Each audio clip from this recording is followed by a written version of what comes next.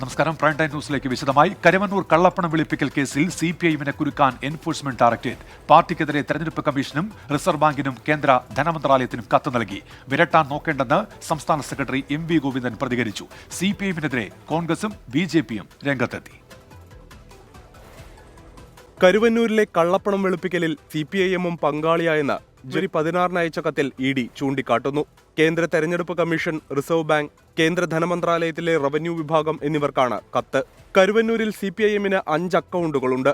കേരള സഹകരണ ചട്ടവും ബാങ്ക് നിയമാവലിയും മറികടന്നാണ് അക്കൗണ്ട് തുറന്നത്. ബാങ്ക് പ്രതിസന്ധിയിലാകും മുമ്പ് 90% പണവും CPIഎം പിൻവലിച്ചു. 17 ഏരിയ കമ്മിറ്റികൾക്കായി 25 അക്കൗണ്ടുകൾ തൃശൂരിലെ വിവിധ സഹകരണ ബാങ്കുകളിലായി CPIഎമ്മിനുണ്ടെന്നും കത്തിൽ പറയുന്നു. ഈ അക്കൗണ്ട് വിവരങ്ങൾ തെരഞ്ഞെടുപ്പ് കമ്മീഷന് നൽകിയ കണക്കിൽ ഇല്ലെന്നും ED ചൂണ്ടിക്കാട്ടി. CPIഎമ്മിനെ വിരട്ടാൻ ED നോക്കേണ്ട എന്നാണ് MV ഗോവിന്ദന്റെ പ്രതികരണം. രഹസ്യ അക്കൗണ്ട് പിടിച്ചോട്ടെ, ഞങ്ങൾക്ക് ഭയമില്ലല്ലോ. കള്ളത്തരം പ്രചരിപ്പിച്ചിട്ട് കേജ്രിവാളിനെ പോലുള്ള അറസ്റ്റ് ചെയ്യുന്ന EDക്ക്, അതുപോലെ തന്നെയുള്ള ഈ കേന്ദ്ര ഗവൺമെന്റിന് ആരെയാണ് അറസ്റ്റ് ചെയ്തത്? പ്രതികരണം പിന്നീടാകാമെന്ന് മുഖ്യമന്ത്രി പിണറായി വിജയൻ. ഞാൻ പറഞ്ഞു 10 മണി വരെയാണ് നമ്മൾ നടത്തുക എന്നുള്ളത്. ഇനി നിങ്ങളല്ലെങ്കിൽ നിങ്ങളെ പോലെയുള്ളവരെ ഞാൻ വേറെ കാണും. അപ്പൊ ഞാൻ പറഞ്ഞോളാം, ഇപ്പൊ നമ്മൾ അവസാനിപ്പിക്കുക. CPIഎം BJP ചങ്ങാത്തം മറയ്ക്കാനുള്ള പ്രഹസനം മാത്രമാണ് EDയുടേതെന്ന് പ്രതിപക്ഷ നേതാവ് VD സതീശൻ. ഇനിയിപ്പോ തെരഞ്ഞെടുപ്പ് കാലത്ത് വല്ല സെൻഡർ ഉണ്ടാവുമെന്ന് എനിക്കറിയില്ല. തെരഞ്ഞെടുപ്പ് കാലത്ത് ഞങ്ങൾ സൗഹൃദത്തിലല്ല എന്ന് കാണിക്കാൻ വേണ്ടിയിട്ടുള്ള വല്ല പെർഫോമൻസും പ്രത്യേകമായി നടത്തിയാൽ മാത്രമേ ഉള്ളൂ. MV ഗോവിന്ദന് മറുപടിയുമായി കേന്ദ്ര സഹമന്ത്രി V മുരളീധരൻ രംഗത്തെത്തി. പേടിയില്ലാത്തവരെന്തിനാ പേടിപ്പിക്കേണ്ടെന്ന് പറയേണ്ട കാര്യമില്ലല്ലോ, ധൈര്യമായിട്ടൊക്കെ നടന്നാൽ പോലെ. ധൈര്യമില്ലാത്തത് കൊണ്ടാണല്ലോ പേടിപ്പിക്കരുത് എന്ന് പറഞ്ഞുകൊണ്ടിരിക്കുന്നത്. ഇലക്ടറൽ ബോണ്ടിനെതിരായ നിയമ നടപടികളിലൂടെ CPIഎം ഉണ്ടാക്കിയെടുത്ത പ്രതിച്ഛായയ്ക്ക് മങ്ങലേൽപ്പിക്കുകയാണ് ED നീക്കത്തിന് പിന്നിലെന്ന് ഇടത് നിരീക്ഷകർ വിലയിരുത്തുന്നു. News desk 24. കരുവന്നൂർ സഹകരണ ബാങ്ക് തട്ടിപ്പ് കേസിൽ തൃശൂർ CPIഎം ജില്ലാ സെക്രട്ടറിക്ക് എൻഫോഴ്സ്മെന്റ് ഡയറക്ടറേറ്റ് വീണ്ടും സമൻസ് അയച്ചു. ബുധനാഴ്ച ചോദ്യം ചെയ്യലിന് ഹാജരാകാനാണ് ജില്ലാ സെക്രട്ടറി MM വർഗീസിനോട് ED ആവശ്യപ്പെട്ടിരിക്കുന്നത്. ഇതിനു മുൻപ് 3 തവണ MM വർഗീസിനെ ED ചോദ്യം ചെയ്തിരുന്നു. സമൻസ് ലഭിച്ചിട്ടില്ലെന്ന് MM വർഗീസ് പ്രതികരിച്ചു. മസാല ബോണ്ട് കേസിൽ വെള്ളിയാഴ്ച വരെ തൽസ്ഥിതി തുടരാൻ ഹൈക്കോടതി നിർദ്ദേശം നൽകി. ED സമൻസ് ചോദ്യം ചെയ്ത് മുൻ ധനമന്ത്രി ഡോക്ടർ TM തോമസ് ഐസക് നൽകിയ ഉപഹർജി വെള്ളിയാഴ്ച പരിഗണിക്കും. സമൻസ് സ്റ്റേ ചെയ്തതായി കണക്കാക്കാൻ അനുവദിക്കരുതെന്ന് ED ആവശ്യപ്പെട്ടു. വെള്ളിയാഴ്ച വരെ ഒന്നും സംഭവിക്കില്ലെന്ന് ഉറപ്പുവരുത്താനാണ് തൽസ്ഥിതി തുടരാൻ നിർദ്ദേശിച്ചതെന്ന് കോടതി വ്യക്തമാക്കി. കടമെടുപ്പ് പരിധി കുറച്ചതിനെതിരെ കേരളം നൽകിയ ഹർജി 5-അംഗ ഭരണഘടനാ ബെഞ്ചിന് വിട്ട് സുപ്രീം കോടതി. കേരളവും കേന്ദ്രവും പലവട്ടം നടത്തിയ ചർച്ചകളിലും പ്രശ്നപരിഹാരമാകാത്തതിനെ തുടർന്നാണ് നടപടി. വിഷയം വിശദമായി പരിശോധിക്കേണ്ടതാണെന്ന് 2-അംഗ ബെഞ്ച് നിരീക്ഷിച്ചു. കേരളത്തിന് അധിക കടം ഉടനെടുക്കാൻ കഴിയില്ല. അടിയന്തരമായി 10,000 കോടി കടമെടുക്കാൻ അനുവദിക്കണമെന്നായിരുന്നു കേരളത്തിന്റെ സുപ്രീം കോടതിയിലെ ഇടക്കാല ആശ്വാസ അഭ്യർത്ഥന. കർശനോപാധികളോടെ 5,000 കോടി രൂപ നൽകാമെന്നായിരുന്നു കേന്ദ്ര സർക്കാർ മറുപടി. കോടതിയുടെ ഇടപെടലിനെ തുടർന്ന് കേരളത്തിന് 13,608 കോടി രൂപ കഴിഞ്ഞ സാമ്പത്തിക വർഷം കടമെടുക്കാൻ അവസരമുണ്ടായി.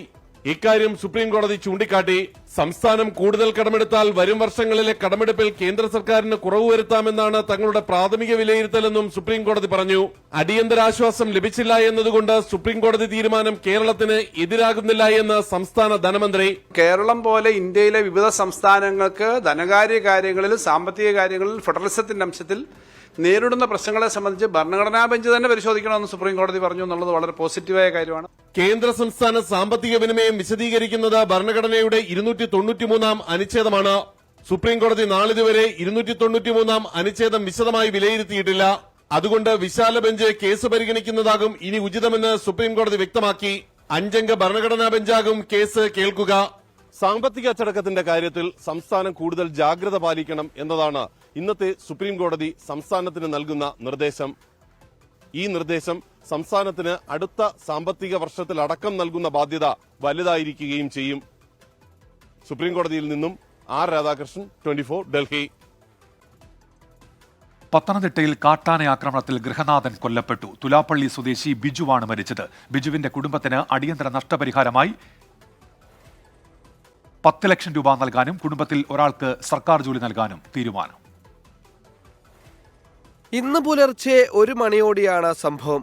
കാട്ടാന കൃഷി നശിപ്പിക്കുന്ന ശബ്ദം കേട്ടാണ് ബിജു വീടിന് പുറത്തിറങ്ങിയത്. തുരത്താൻ ശ്രമിക്കുന്നതിനിടെ ബിജുവിനെ ആക്രമിച്ചു. 2 തവണ ബിജുവിനെ ആന നിലത്തടിച്ചുവെന്ന ഭാര്യ ഡെയ്സി. ലൈറ്റടി കണ്ടപ്പോൾ ലൈറ്റിന് നേരെ വന്നു കളഞ്ഞു. നേരെ വന്നിട്ട് അന്നേരം ഒന്ന് ചിഹ്നം വിളിച്ചായിരുന്നു. കാടായോണ്ട് ഓടി മാറാൻ പറ്റിയില്ല. വന്ന് പുറമോട്ട് വന്നപ്പോഴത്തേന് ഇത് എളുപ്പമെന്ന് വന്നു. സംഭവത്തിന് പിന്നാലെ വനം വകുപ്പിനെതിരെ രൂക്ഷ വിമർശനവുമായി നാട്ടുകാർ രംഗത്തെത്തി. കണമല ഫോറസ്റ്റ് സ്റ്റേഷന് മുന്നിൽ ആന്റോയുടെ നേതൃത്വത്തിൽ കുത്തിയിരുന്ന് പ്രതിഷേധിച്ചു. നേരിയ സംഘർഷവും ഉണ്ടായി.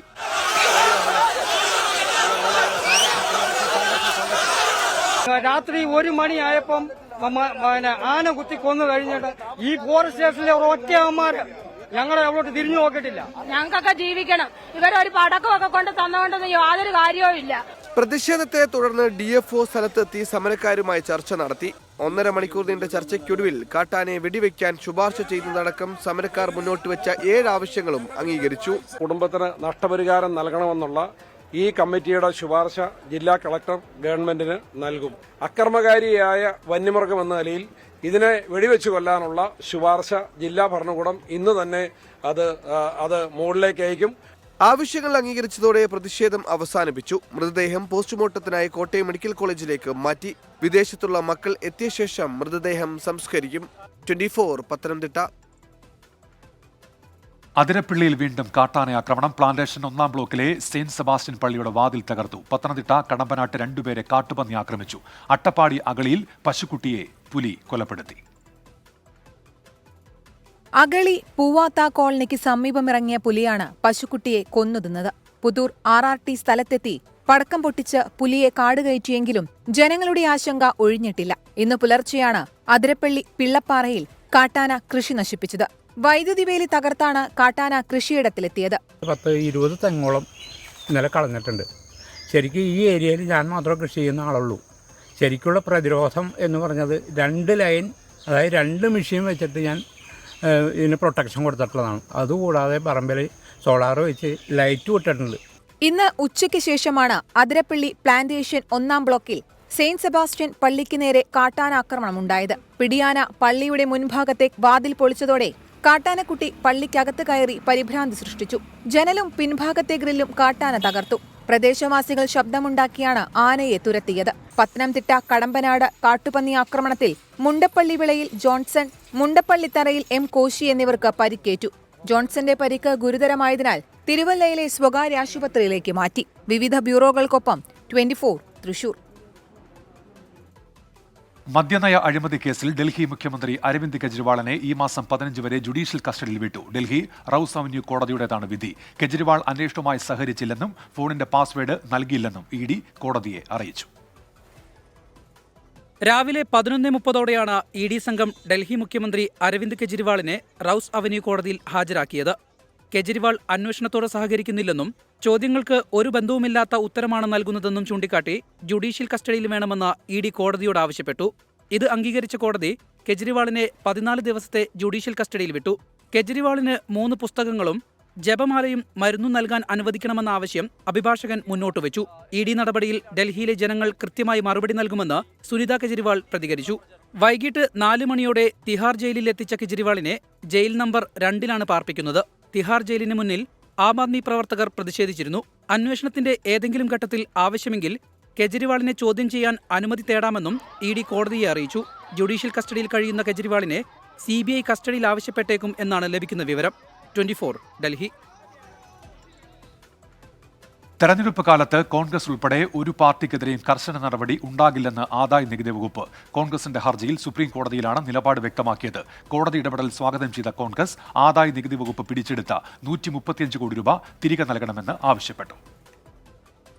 തിരഞ്ഞെടുപ്പ് കഴിയുന്നതുവരെ ഇനി കോൺഗ്രസിന് ആദായ നികുതി വകുപ്പ് വഴിമുടക്കില്ല.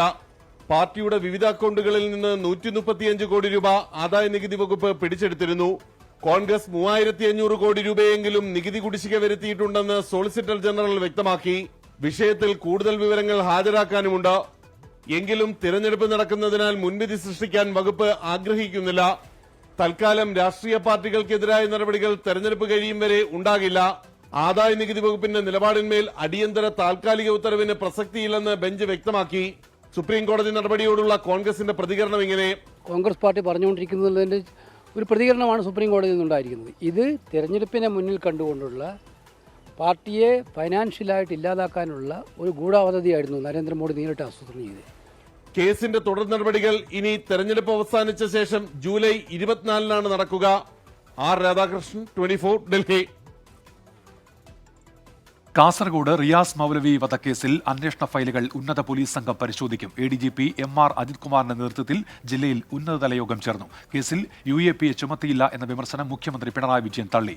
വിചാരണ കോടതി പ്രതികളെ വെറുതെ വിട്ട സാഹചര്യത്തിൽ വിമർശനവുമായി സമസ്തയും പ്രതിപക്ഷ പാർട്ടികളും രംഗത്തെത്തി. റിയാസ് മൗലവി കൊലക്കേസിൽ വിചാരണ കോടതി വിധിക്കെതിരെ അപ്പീൽ നൽകുന്നതിന് മുന്നോടിയായാണ് കേസ് ഫയലുകൾ ഉന്നത പോലീസ് സംഘം പരിശോധിക്കുന്നത്. ജില്ലയിലെത്തിയ ADGP MR അജിത് കുമാറിന്റെ നേതൃത്വത്തിൽ ഉന്നത പോലീസ് ഉദ്യോഗസ്ഥർ യോഗം ചേർന്നു. കേസിൽ UAPയെ ചുമത്തിയില്ലെന്ന വിമർശനത്തിന് മുഖ്യമന്ത്രി പിണറായി വിജയൻ മറുപടി നൽകി. അറസ്റ്റിലായ ശേഷം ഈ പ്രതികൾക്ക് 7 വർഷവും 7 ദിവസവും സെൻട്രൽ ജയിലിൽ കഴിയേണ്ടി വന്നത് പോലീസിന്റെ, പ്രോസിക്യൂഷന്റെ, സർക്കാരിന്റെ ശക്തമായ നിലപാട് കാരണം തന്നെയല്ലേ? അലനെയും താഹിയെയും UAPയെ ചുമത്തി ജയിലിലിട്ട മുഖ്യമന്ത്രിക്ക് RSSന് ഭയമെന്ന് പ്രതിപക്ഷ നേതാവ് VD സതീശൻ. പുസ്തകം വായിച്ചതിന്റെ പേരിൽ പിടിച്ച് UAPയെ പ്രകാരം അറസ്റ്റ് ചെയ്ത് ജയിലിലിട്ട മുഖ്യമന്ത്രി ഇതുപോലത്തെ ഒരു ക്രൂരമായ കൊലപാതകം നടത്തിയ RSSകാർക്കെതിരെ UAPയെ ചുമത്തില്ല എന്ന് പറഞ്ഞു. പിണറായി വിജയൻ മുഖ്യമന്ത്രിയായതിനു ശേഷം RSSന് ലഭിക്കുന്ന പരിഗണനയാണ് കേസിലെ വിധിയെന്ന് മുസ്ലിം ലീഗ് സംസ്ഥാന ജനറൽ സെക്രട്ടറി PMA സലാം കുറ്റപ്പെടുത്തി. ഏറ്റവും പ്രഗത്ഭനായ പ്രോസിക്യൂട്ടറെ നിയമിച്ചു എന്നൊക്കെ മുഖ്യമന്ത്രി ഇന്ന് അവകാശവാദം ഉന്നയിച്ചിട്ടുണ്ട്. ഇതൊക്കെ ഉണ്ടാക്കിയത് എന്തിനാ? പ്രതികളെ നിസ്സാരമായി വിട്ടയക്കാനോ? RSS പ്രവർത്തകർ പ്രതികളാകുന്ന കേസുകളിൽ പ്രോസിക്യൂഷൻ പരാജയപ്പെടുകയും പ്രതികൾ കുറ്റമുക്തരാക്കപ്പെടുകയും ചെയ്യുന്നത് ദുരൂഹമെന്നാണ് സമസ്ത മുഖപത്രത്തിലെ വിമർശനം. 24 കാസർഗോഡ്. ഇനി ലോക്സഭാ തെരഞ്ഞെടുപ്പ് വാർത്തകൾ. ICL FinCorp 24 ഇലക്ഷൻ സമർപ്പിക്കുന്നത് ICL FinCorp, the intelligent choice. Powered by Asset, responsibly yours. In association with Durashine Roof and Wall Sheets, ഒരു ടാറ്റ ബ്ലൂസ്കോപ്പ് സ്റ്റീൽ ഉൽപ്പന്നം.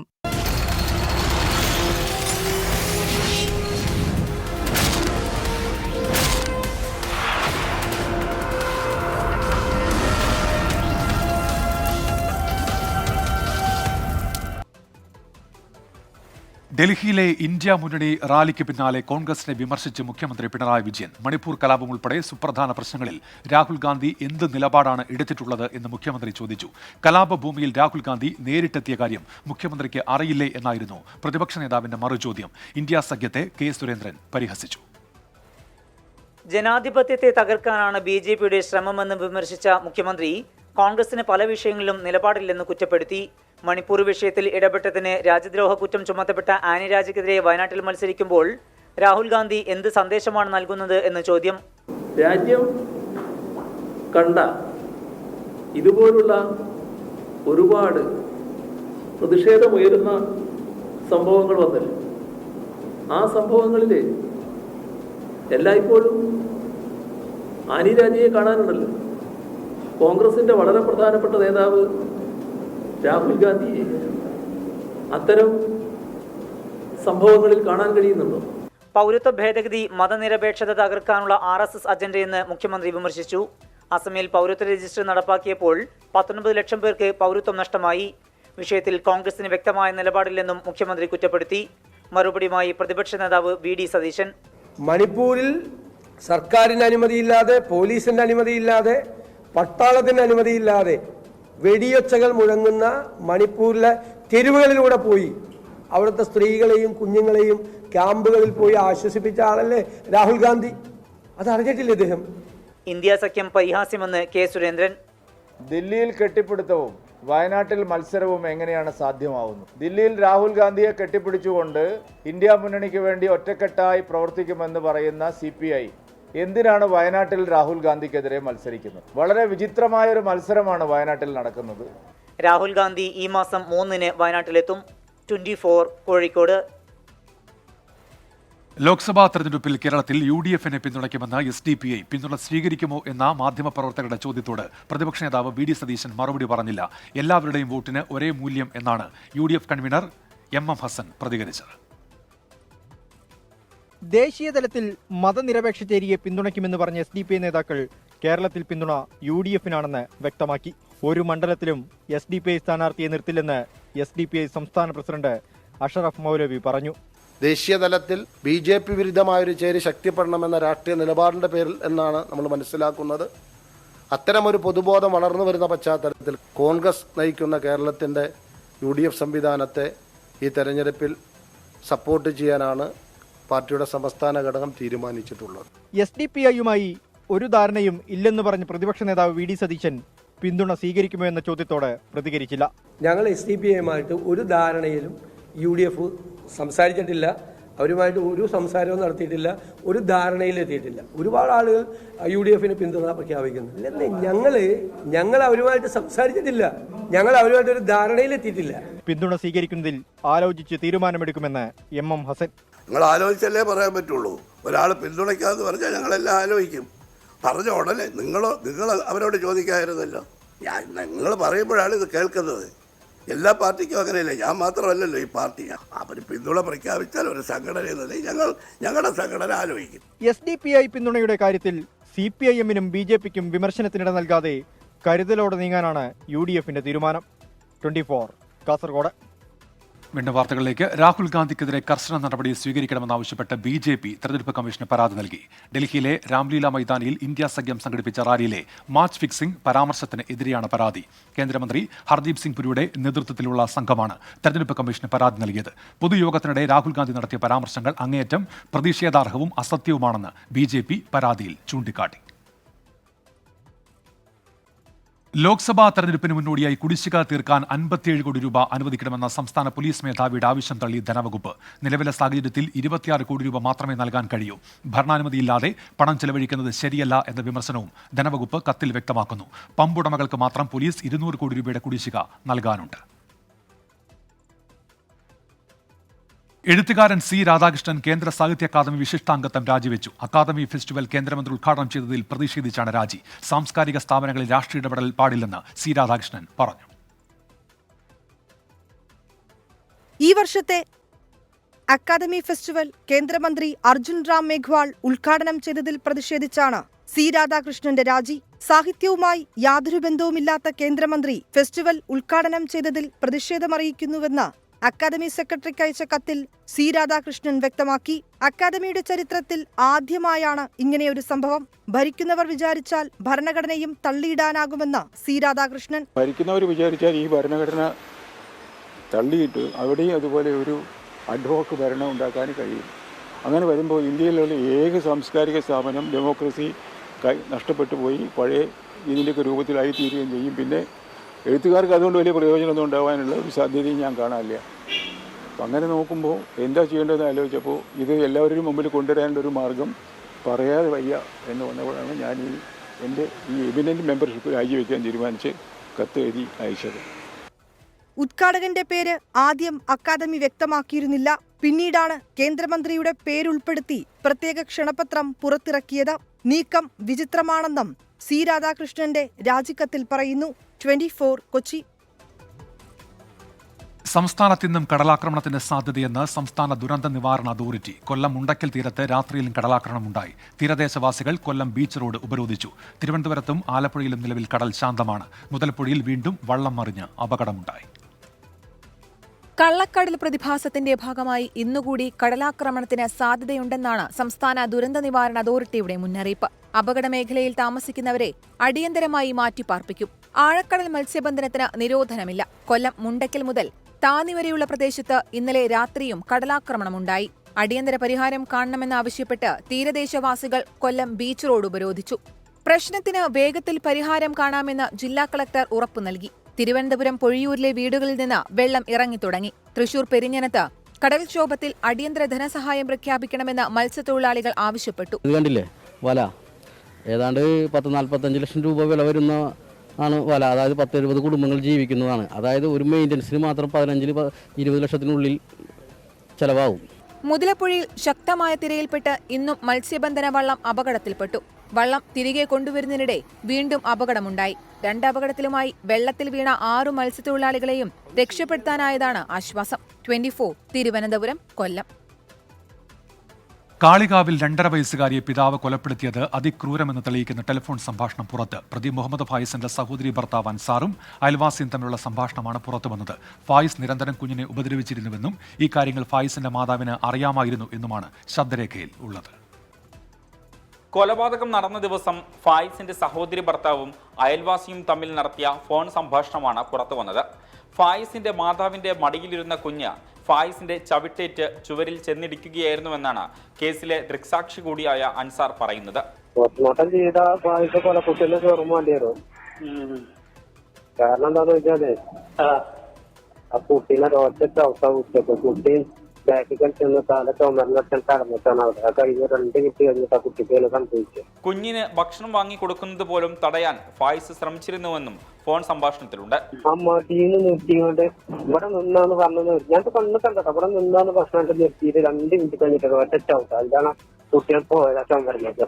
കൊലപാതകത്തിൽ ഫായിസിന്റെ ഉമ്മയ്ക്കും സഹോദരിക്കും പങ്കുണ്ടെന്നും കേസെടുക്കണമെന്നും നാട്ടുകാർ നേരത്തെ ആവശ്യപ്പെട്ടിരുന്നു. പ്രതിയെ അടുത്ത ദിവസം കസ്റ്റഡിയിൽ വാങ്ങി തെളിവെടുപ്പ് നടത്തും. 24 മലപ്പുറം. പിന്നെ വാർത്തകളിലേക്ക്. കോഴിക്കോട് മെഡിക്കൽ കോളേജിൽ ICU പീഡന കേസിൽ അതിജീവിതയ്ക്കൊപ്പം നിന്ന nursing officer PB Anitha administrative ഓഫീസറെ ഉപരോധിക്കുന്നു. ഹൈക്കോടതി ഉത്തരവുണ്ടായിട്ടും ജോലിയിൽ തിരികെ പ്രവേശിപ്പിക്കുന്നില്ല എന്നാണ് പരാതി. PB അനിത ഇടുക്കി മെഡിക്കൽ കോളേജിലേക്ക് സ്ഥലം മാറ്റിയിരുന്നു. അഭിജിത്ത് മുഴക്കുന്നുണ്ട് കോഴിക്കോട്. അഭിജിത്ത്, വിവരങ്ങൾ.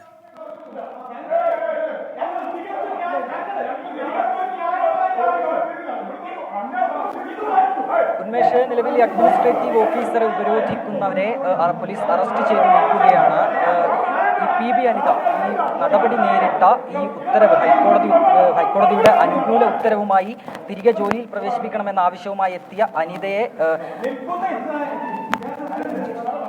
ഉന്മേഷ്, നിലവിൽ ഈ പ്രതിഷേധിക്കുന്നവരെ പോലീസ് അറസ്റ്റ് ചെയ്തു നീക്കുകയാണ്. ഞാൻ നേരത്തെ സൂചിപ്പിച്ചതുപോലെ തന്നെ കോഴിക്കോട് മെഡിക്കൽ കോളേജിൽ ICUവിൽ വെച്ച് ഒരു യുവതി പീഡനത്തിനിരയായത് വലിയ വിവാദമായിരുന്നു. ഇതിനെ തുടർന്ന് മെഡിക്കൽ കോളേജിലെ തന്നെ അറ്റൻഡറായ ശശീന്ദ്രനെ പോലീസ് അറസ്റ്റ് ചെയ്തു. ഇതുമായി ബന്ധപ്പെട്ട് ഈ പീഡനത്തിനിരയായ യുവതിക്ക് അനുകൂലമായി മൊഴി നൽകിയ ഈ മെഡിക്കൽ കോളേജിലെ തന്നെ നഴ്സിനെ ഇടുക്കി മെഡിക്കൽ കോളേജിലേക്ക് സ്ഥലം മാറ്റിയിരുന്നു. പക്ഷേ ഈ സ്ഥലം മാറ്റിയ നടപടിക്കെതിരെ ഹൈക്കോടതി ഉത്തരവുമായി ഈ സിസ്റ്റർ മെഡിക്കൽ കോളേജിലേക്ക് എത്തിയെങ്കിലും അവരെ തിരികെ ജോലിയിൽ പ്രവേശിപ്പിക്കുന്നില്ല എന്നുള്ളതായിരുന്നു ആരോപണം.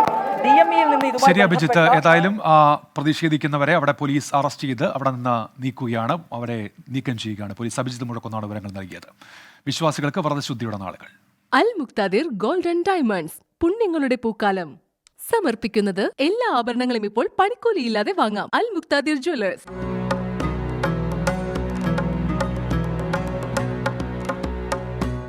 അൽ മുക്താദിർ ഗോൾഡ് ആൻഡ് ഡയമണ്ട്സ് നോമ്പുതുറ സമയം സമർപ്പിക്കുന്നത് എല്ലാ ആഭരണങ്ങളും ഇപ്പോൾ പണിക്കൂലിയില്ലാതെ വാങ്ങാം. അൽ മുക്താദിർ ജ്വല്ലേഴ്സ്.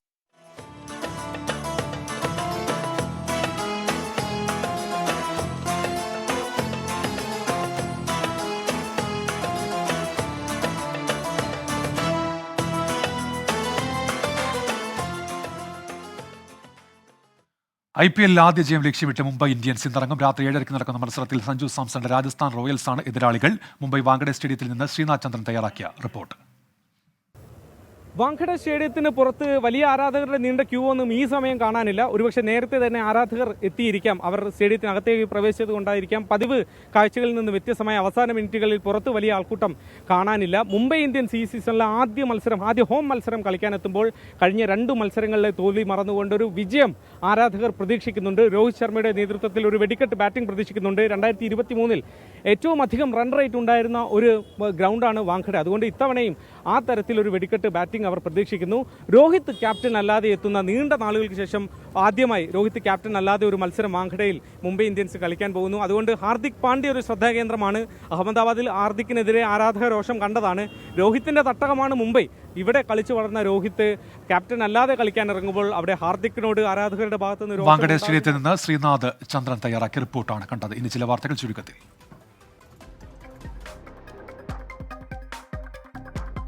സ്വർണ്ണവില സർവകാല റെക്കോർഡിൽ പവന് 680 രൂപ കൂടി 50,880 രൂപയായി. വാണിജ്യാവശ്യങ്ങൾക്കുള്ള പാചകവാതക സിലിണ്ടറിന് വില കുറച്ചു. സിലിണ്ടറിന് 30 രൂപ 50 പൈസയുടെ കുറവ്. യാത്രക്കാരെ വലച്ച് വീണ്ടും വിസ്താര വിമാന കമ്പനി. തുടർച്ചയായ 2ാം ദിവസവും ഡൽഹി കൊച്ചി വിസ്താര വിമാനം റദ്ദാക്കി. പത്തനംതിട്ട പട്ടാഴിമുക്കിൽ 2 പേർ മരിക്കാനിടയായ വാഹനാപകടത്തിൽ ലോറി ഡ്രൈവറെ കേസിൽ നിന്ന് ഒഴിവാക്കി. കാൽ ലോറിയിലേക്ക് മനഃപൂർവ്വം ഇടിച്ചു കയറ്റിയതാണെന്ന മോട്ടോർ വാഹന വകുപ്പ് റിപ്പോർട്ട് പരിഗണിച്ചാണ് നടപടി. കൊച്ചിയിൽ 4-അംഗ സംഘത്തിന് മർദ്ദനമേറ്റ് ചികിത്സയിലായിരുന്നയാൾ മരിച്ചു. ഹൈക്കോടതി ജഡ്ജിയുടെ ഡ്രൈവർ എറണാകുളം സ്വദേശി വിനോദാണ് മരിച്ചത്. കച്ചത്തീവ് വിഷയം വിടാതെ പ്രധാനമന്ത്രി നരേന്ദ്രമോദി. ദ്വീപ് ശ്രീലങ്കയ്ക്ക് വിട്ടുകൊടുത്തതിൽ കോൺഗ്രസും DMKയും ഉത്തരവാദികളാണെന്ന് പ്രധാനമന്ത്രി.